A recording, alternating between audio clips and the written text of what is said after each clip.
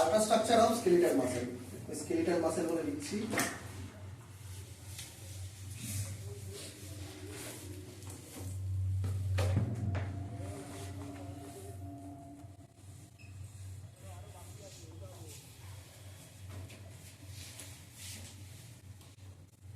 অর্থাৎ আমরা এখন অস্থি পেশির গঠনটা করব, ঠিক আছে? তো যদি আমি এখানে অস্থি পেশি আঁকি আর কি, ধরে নাও এটা একটা অস্থি পেশি বা স্কেলিটাল মাসেল, এটা ধরো স্কেলিটাল মাসেল।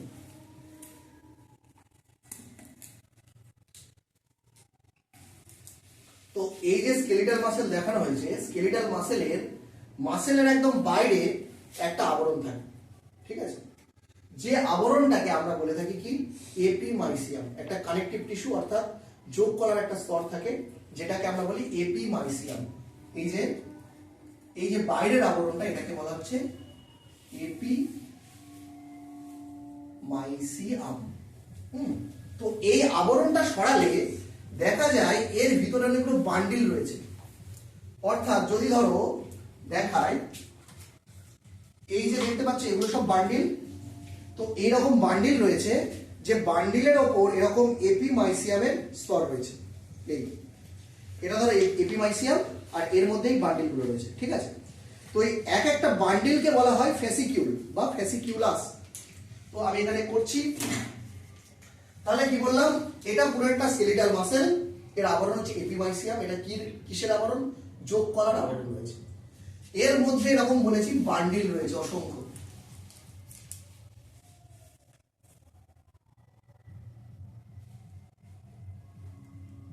তো একটা বান্ডিলকে জাস্ট আমি বাইরে বের করছি বোঝার সুবিধার জন্য। এই অসংখ্য বান্ডিলগুলোকে কি বলে? ফেসিকিউল বা ফেসিকিউলাস।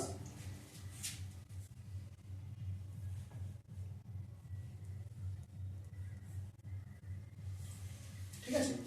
এই ফেসিকিউলের বাইরে বা ফেসিকিউলাসের বাইরে যে আবরণ, এটাকে বলা হয় পেরিমাইসিয়াম।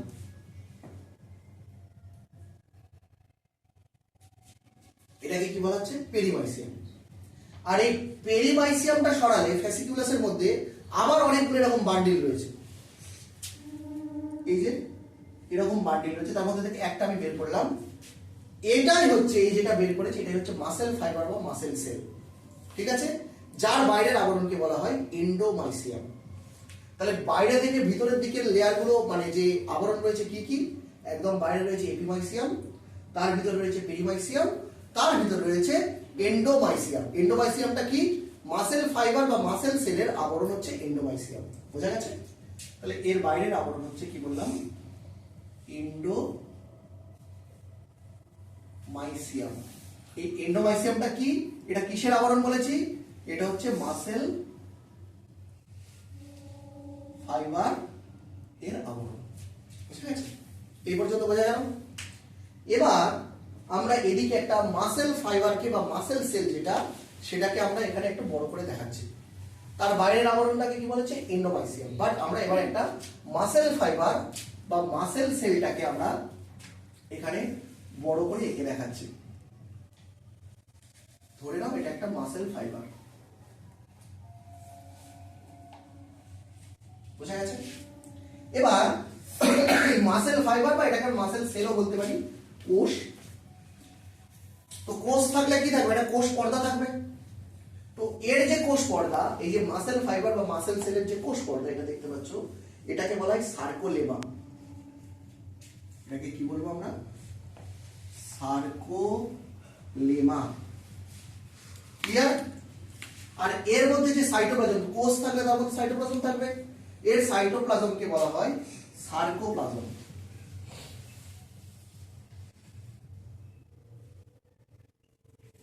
সার্কোপ্লাজম। ক্লিয়ার? এবার কিছু কিছু ক্ষেত্রে সার্কোলোমায় দেখা গেছে ভিতরের দিকে ভাঁজ হয়ে ঢুকে গেছে। এটা যখন স্নায়ুস্পন্দন প্রেরিত হয়, যখন স্নায়ুস্পন্দন আসে এবং মাসেল যখন উত্তেজিত হয়, তখন এগুলো হেল্প করে। তো এই যে ভাঁজটা, এটাকে বলা হয় টি টিউবিউলিন। টি টিউবিউলিন। তাহলে এই যে মাসেল সেল বা মাসেল ফাইবার এর আবরণকে বলা হয় সার্কোলেমা, এর মধ্যেকার যে সাইটোপ্লাজম রয়েছে তাকে বলে সার্কোপ্লাজম, আর এই যে সার্কোলেমাটা সার্কোপ্লাজমের মধ্যে যে ভাঁজ হয়ে রয়েছে এটাকে বলে টি টিউবিউলিন। এটা কি করে? স্পন্দন প্রেরণে সাহায্য করে। ক্লিয়ার? আর এর মধ্যে যে এন্ডোপ্লাজমিক রেটিকুলাম থাকে অর্থাৎ মাসেল ফাইবারের মধ্যে যে ইআর থাকে তাকে বলা হয় সার্কোপ্লাজমিক রেটিকুলাম। এই পর্যন্ত বুঝতে পেরেছো সকলে? Sarcoplasmic reticulum. ক্লিয়ার? তো এই যে সার্কোপ্লাজমিক রেটিকুলাম বললাম, এই যে মাসেল ফাইবার রয়েছে, এই মাসেল ফাইবারের মধ্যে অসংখ্য এটার মধ্যে অসংখ্য প্যারালালি অ্যারেঞ্জ, ভালো করে বোঝো, পরে আমি লেখার না হয় টাইম দেবো। প্যারালালি অ্যারেঞ্জ অর্থাৎ পরপর অ্যারেঞ্জ কিছু ফিলামেন্ট রয়েছে। এই যে মাসেল সেল বা মাসেল ফাইবার এর মধ্যে কি প্যারালালি এরকম পরপর অবস্থিত কিছু ফিলামেন্ট রয়েছে। বোঝা গেছে? যেগুলোকে বলা হয় এই মাসেল ফাইবারের মধ্যে কি রয়েছে? প্যারালালি অ্যারেঞ্জড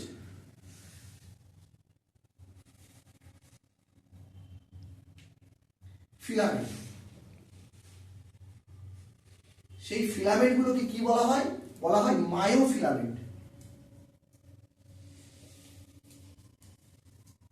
মায়োফিলামেন্ট বা মায়োফাইব্রিল। মায়োফিলামেন্ট বা মায়োফাইব্রিল। তাহলে ব্যাপারটা কি হলো প্রথম থেকে একটু দেখে নিই আমরা। এটা একটা মাসেলের আবরণ এপিমাইসিয়াম, তার মধ্যে অনেকগুলো বান্ডিল রয়েছে, তাদেরকে ফ্যাসিকুলাস বা ফ্যাসিকিউলি বলছে।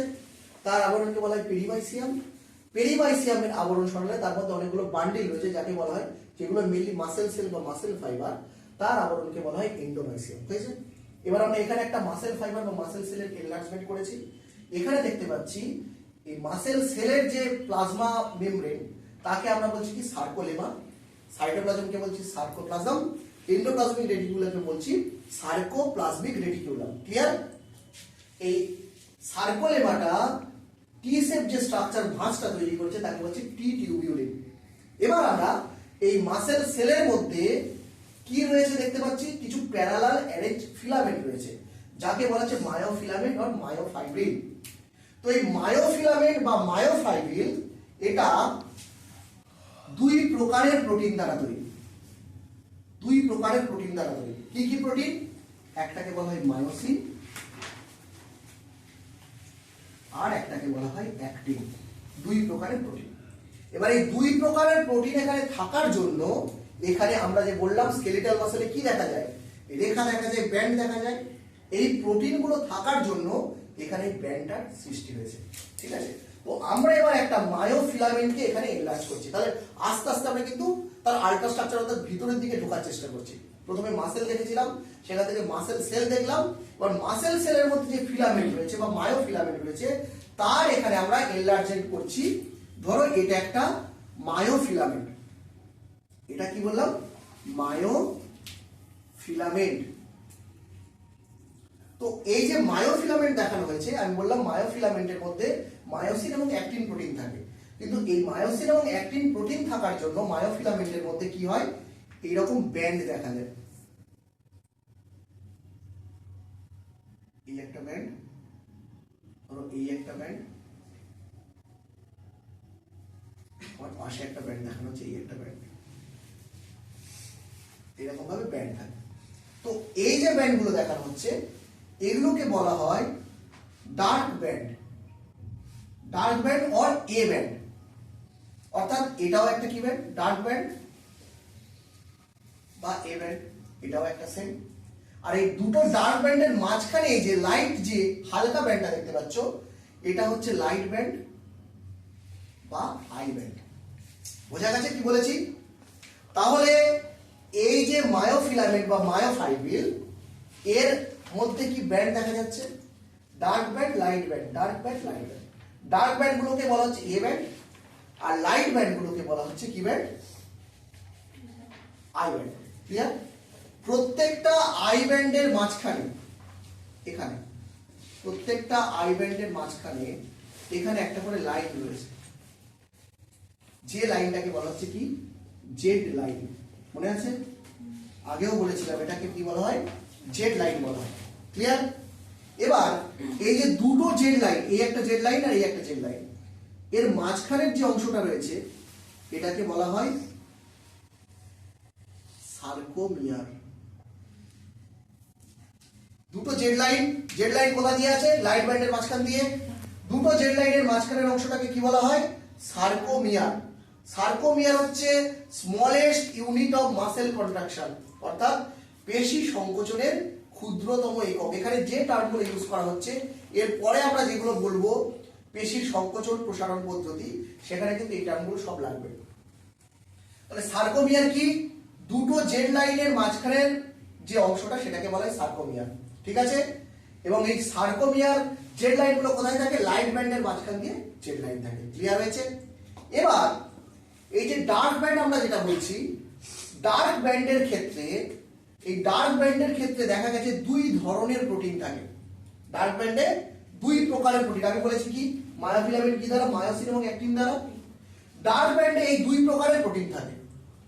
মায়োসিনটা বেশি থাকে আর অ্যাক্টিনটা কম থাকে।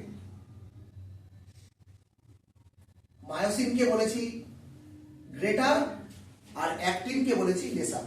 ঠিক আছে? তাহলে এই যে ডার্ক ব্যান্ডে মায়োসিন অ্যাক্টিন দুটোই থাকে, বাট মায়োসিনটা বেশি থাকে, অ্যাক্টিনটা কম থাকে। ক্লিয়ার? আর লাইট ব্যান্ড বা আই ব্যান্ডে কেবলমাত্র অ্যাক্টিনই থাকে।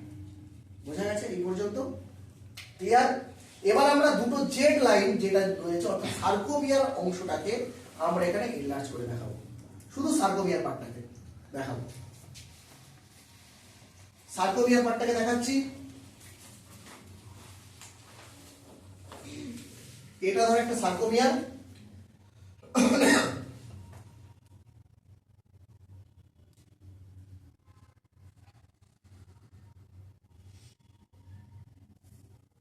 এটা হচ্ছে তাহলে কি দেখা হয়েছে? একটা সার্কোমিয়ারটাকে এনলার্জ করে দেখানো হয়েছে। ঠিক আছে? তো এখানে ব্ল্যাক কালার দিয়ে অ্যাক্টিন ফিলামেন্ট দেখানো হচ্ছে, অ্যাক্টিন প্রোটিন, আর গ্রিন কালার দিয়ে মায়োসিন প্রোটিন দেখানো হচ্ছে। ঠিক আছে? এবারে লক্ষ্য করে দেখো, আমি আগেই বলেছি ডার্ক যে ব্যান্ড, এটা দেখানো হচ্ছে ডার্ক ব্যান্ড। ডার্ক ব্যান্ডের এখানে বলেছি দেখো অ্যাক্টিন এবং মায়োসিন দুটোই থাকে। বাট লক্ষ্য করে দেখো ডার্ক ব্যান্ডের এখানে এই পার্টটা পুরোটাই মায়োসিন আছে, আর শুধু এই পার্টটুকু বা এই পার্টটুকুতে অ্যাক্টিন রয়েছে। সেই জন্য আমি বলেছি এখানে অ্যাক্টিন কম থাকে আর মায়োসিন বেশি থাকে। ঠিক আছে? আর লাইট ব্যান্ড মানে এই যে পুরো পার্টটা বা এই যে পুরো পার্টটা, এটা পুরোটাই কি আছে? শুধুমাত্র অ্যাক্টিন প্রোটিন দ্বারা তৈরি, দেখো অ্যাক্টিন দ্বারা তৈরি হয়েছে। আর এদের মাঝখান থেকে কি গেছে? জেড লাইন গেছে। এটুকু বোঝা গেছে? এবার তাহলে এটা হচ্ছে জেড লাইন আর এটা হচ্ছে জেড লাইন। ক্লিয়ার? আর এদের মাঝখানের অংশটাকে কি বললাম আমি? দুটো জেড লাইনের মাঝখানে সার্কোমিয়ার। ক্লিয়ার? এবার এই যে অংশটা দেখতে পাচ্ছ, যে ডার্ক ব্যান্ডের এই মাঝের যে অংশটা, যে অংশটায় কোনো অ্যাক্টিন নেই, শুধু মায়োসিন আছে, এই যে এই পার্টটা যেখানে শুধুমাত্র মায়োসিন আছে, এই পার্টটাকে বলা হয় এইচ জোন। ক্লিয়ার? আর ঠিক এই এইচ জোনের মাঝখানে একটা লাইনকে কল্পনা করা হয়, এই যে এটাকে বলা হয়, একটা লাইন রয়েছে সেটাকে বলা হয় এম লাইন। এই এম লাইন থাকার পিছনে কারণ আমি বলে দেবো, এখানে একটা প্রোটিন থাকে, যে প্রোটিনটার জন্য এই লাইনটাকে এম লাইন বলা হচ্ছে। বোঝা গেছে? তাহলে এটা হচ্ছে এম লাইন, মাঝখানের অঞ্চল যেখানে কে নেই, অ্যাক্টিন নেই, সেটাকে বলা হচ্ছে এইচ জোন। ক্লিয়ার? তাহলে একবার আমরা প্রথম থেকে দেখে নিই পুরো স্ট্রাকচারটা কি কি বলছে। দেখো এখানে একটা মাসেল রয়েছে, মাসেলের আবরণকে বলা হয় এপিমাইসিয়াম। ক্লিয়ার? এর মধ্যে কি রয়েছে? অনেকগুলো বান্ডিল রয়েছে। বান্ডিলগুলোকে বলে ফেসিকিউলাস। ফেসিকিউলাসের আবরণকে কি বলছে? পেরিমাইসিয়াম। আর পেরিমাইসিয়াম সরালে এর মধ্যে কি রয়েছে? Muscle fibre. প্রত্যেকটা মাসেল ফাইবারের আবরণকে বলছে এন্ডোমাইসিয়াম। মাসেল ফাইবার মানে হচ্ছে মাসেল সেল। তো এই মাসেল সেলের আমরা আবরণী পর্দাকে কি বলছি? সার্কোলেমা। সাইটোপ্লাজমকে বলছি সার্কোপ্লাজম। এন্ডোপ্লাজমিক রেটিকুলামকে বলছি সার্কোপ্লাজমিক রেটিকুলাম। এবং এর মধ্যে কি দেখা যাচ্ছে অনেকগুলো প্যারালাল ফিলামেন্ট রয়েছে যাদেরকে বলা হচ্ছে মায়োফিলামেন্ট বা মায়োফাইব্রিল। এই ফিলামেন্টে দুই ধরনের ব্যান্ড দেখা যায়, এখানে দেখিয়েছি, একটা ডার্ক ব্যান্ড বা অ্যানাইসোট্রপিক ব্যান্ড বা এ ব্যান্ড, আর একটা হচ্ছে লাইট ব্যান্ড বা আইসোট্রপিক ব্যান্ড। হয়েছে? ডার্ক ব্যান্ড কি ধরনের প্রোটিন দ্বারা তৈরি? দুটো প্রোটিন, মায়োসিন এবং অ্যাক্টিন দ্বারা তৈরি। এখানে মায়োসিন হচ্ছে বেশি থাকে আর অ্যাক্টিন কম থাকে। বাট লাইট ব্যান্ডে শুধুমাত্র কি থাকে? অ্যাক্টিন প্রোটিন দ্বারা তৈরি হয়। প্রত্যেকটা লাইট ব্যান্ডের মাঝখান দিয়ে একটা লাইন গেছে যাকে বলা হচ্ছে জেড লাইন। দুটো জেড লাইনের মাঝখানের অংশটাকে বলে সার্কোমিয়ার, যেটা হচ্ছে পেশি সংকোচনের একক। ঠিক আছে? এবার যদি আমরা সার্কোমিয়ার অংশটাকে এনলার্জ করি, সেটাই এটা। এখানে লক্ষ্য করে অ্যাক্টিন এবং মায়োসিন, ব্ল্যাক কালার দিয়ে আমরা অ্যাক্টিন দেখিয়েছি আর গ্রিন কালার দিয়ে আমরা মায়োসিন দেখিয়েছি। মায়োসিনটা মাঝখানে রয়েছে, এটাই হচ্ছে সেই জন্য ডার্ক ব্যান্ড। ডার্ক ব্যান্ডের মাঝখানের অংশটা যেখানে শুধু মায়োসিন আছে, কোনো অ্যাক্টিন নেই, এই পার্টটাকে আমরা বলে থাকি এইচ জোন। আর এই জোনের মাঝখান দিয়ে যে লাইন গেছে তাকে বলছি আমরা এম লাইন। ক্লিয়ার হয়েছে? এবারে আগেও তোমাদের বলেছি, এর একটা ওই শব্দ বলেছিলাম যেটা দিয়ে মনে রাখার জন্য, আশা করি মনে আছে। আর একবার তো বলে দিচ্ছি যাতে পরপর মনে থাকে। কি ছিল সেটা? Very good.